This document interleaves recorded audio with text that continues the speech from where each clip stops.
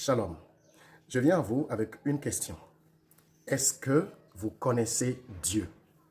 Et surtout, est-ce que votre connaissance de Dieu est en Christ? Vous savez, il y a beaucoup de personnes qui essayent d'avoir une relation avec Dieu, ce qui est une bonne chose, mais qui ne connaissent pas du tout Christ et qui pensent qu'il leur est possible un peu de contourner les choses pour connaître Dieu. Mais savez-vous que Dieu n'existe pas en dehors de Christ? Est-ce que vous le savez ça? Parce que vous ne pouvez pas avoir de connaissance de Dieu si cette connaissance n'est pas en Christ. Et vous connaîtrez véritablement Dieu. Vous aurez véritablement une relation avec Dieu le jour où vous connaîtrez Christ. Vous savez pourquoi? La Bible nous dit quelque chose d'intéressant dans Jean chapitre 1 verset 18 sur lequel je voudrais que nous puissions réfléchir. Il dit, personne n'a jamais vu Dieu. Mais le Fils ou le Fils unique qui est dans le sein du Père est celui qui l'a fait connaître. Personne n'a jamais vu Dieu. Il ne s'agit pas de voir avec les yeux, parce que Dieu, de toute façon, il est invisible. Vous ne pouvez pas le voir avec les yeux. Si vous reprenez ce mot « voir » dans le contexte où il est dit, personne n'a jamais vu Dieu. Le Fils unique qui est dans le sein du Père est celui qui l'a fait connaître.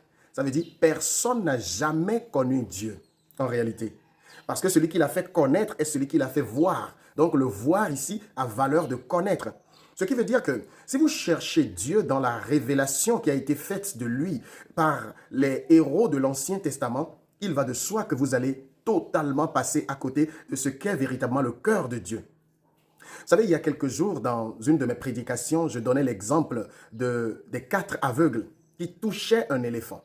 Parce qu'ils ne voyaient pas tout l'éléphant, celui qui lui touchait les oreilles disait « l'éléphant ressemble à un éventail ». Celui qui touchait la queue disait « non, c'est plutôt à une liane ». Celui qui touchait une des pattes disait « non, l'éléphant est comme un tube ». Et celui qui touchait le ventre disait « non, l'éléphant c'est plutôt une citerne ». Et c'est comme ça que dans l'Ancien Testament, les gens ont connu Dieu.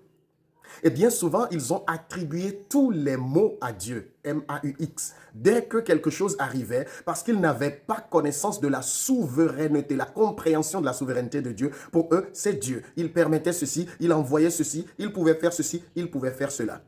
Puis, vient le moment où le Fils unique qui est dans le sein du Père, et j'espère bien que vous comprenez le mot « fils » dans le langage biblique, fils de Dieu, bibliquement parlant, ne signifie pas enfant de Dieu. Ça veut dire la manifestation de Dieu. Dieu prend corps. Vous savez, les gens ne connaissent pas Christ.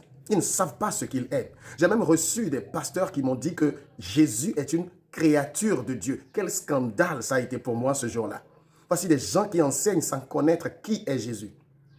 Qu'à cela ne tienne, il dit, le Fils unique qui est dans le sein du Père est celui qui l'a fait connaître. Ça veut dire la première fois où on a une connaissance de Dieu véritable, c'est quand Jésus vient.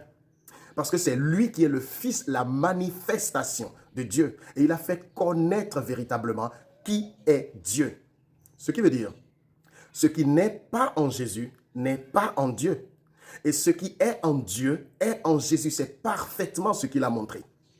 Je vous donne un exemple. Jésus a guéri des malades. Jésus a envoyé ses disciples guérir les malades. Et la Bible nous dit dans 1 Jean 3,8 que le Fils de Dieu a paru pour détruire les œuvres du diable. Pourquoi? Parce que la maladie ne vient pas de Dieu. Aujourd'hui, les gens disent Dieu peut vous rendre malade. Dieu permet que vous soyez malade pour vous enseigner une leçon.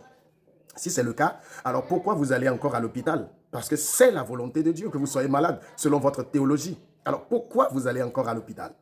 Mais Jésus a paru pour détruire les œuvres du diable. Et donc en nous disant guérissez les malades, il montrait que la maladie ne vient pas de Dieu. Contrairement à ce que les gens pensent. Quand il nous envoie purifier les lépreux, ressusciter les morts, il montre que toutes ces choses ne sont pas des œuvres de Dieu. Jésus a empêché ses disciples d'envoyer le feu sur Samarie parce que ce fait-là ne vient pas de Dieu. Ça ne se trouve pas en Dieu.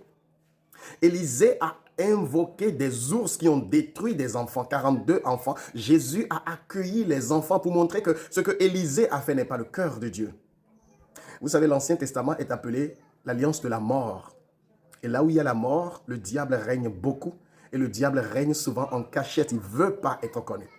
Donc, la seule révélation de Dieu que vous pouvez avoir est en Christ.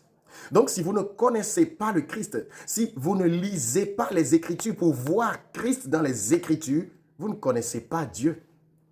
C'est pour ça qu'on a autant de méchanceté dans les chrétiens aujourd'hui. Ils veulent avoir un Dieu qui est à leur image parce qu'ils n'ont pas Jésus. Je connais des gens qui n'ont jamais cité des textes du Nouveau Testament dans leur prédication parce que pour eux, le Dieu du Nouveau Testament serait trop gentil. Ils veulent un Dieu qui frappe, un Dieu qui détruit, un Dieu qui tue des ennemis, un Dieu qui envoie le feu, un Dieu qui est en guerre. Jésus a montré que ce n'est pas cela le cœur de Dieu. Le cœur de Dieu s'accomplit parfaitement en Christ Jésus. Et donc, ce que nous vous apportons, c'est une vraie connaissance de Dieu, mais celle qui est en Christ, parce que c'est lui qui l'a révélé. Si vous voulez voir Dieu, regardez à Christ. C'est tout. Vous ne verrez Dieu nulle autre part. Quand vous voyez la bonté dont Christ a fait montre, il accueillait les gens, il mangeait avec les gens de mauvaise vie, il guérissait tous les malades, il faisait du bien. La Bible dit que Dieu a un de Saint-Esprit, Jésus, qui allait de lieu en lieu faisant du bien, parce qu'en Dieu, il n'y a que le bien. Il n'y a pas de mal en lui. Même quand ça choque les religieux, disons-le et martelons-le. God is good all the time. Si vous avez une seule fois dit cette phrase dans votre vie, alors arrêtez de voir le mal en Dieu. Dieu est révélé en Christ. Shalom.